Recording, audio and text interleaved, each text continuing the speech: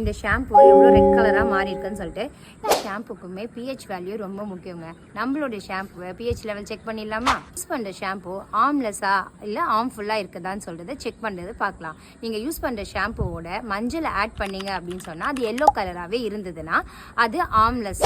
Suppose அது red கலராக மாறிச்சு அப்படின்னு சொன்னால் அது ஆம்ஃபுல். நம்ம வரம் ஆர்கானிக் ஷாம்புவும் வேறு ஒரு பிராண்ட் ஷாம்புவும் நம்ம செக் பண்ணி பார்க்கலாமா?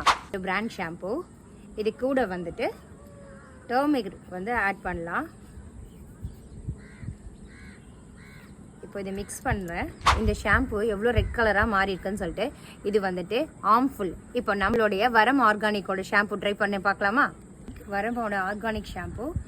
இப்போ இது கூட வந்துட்டு நான் மஞ்சள் ஆட் பண்ணுறேன்.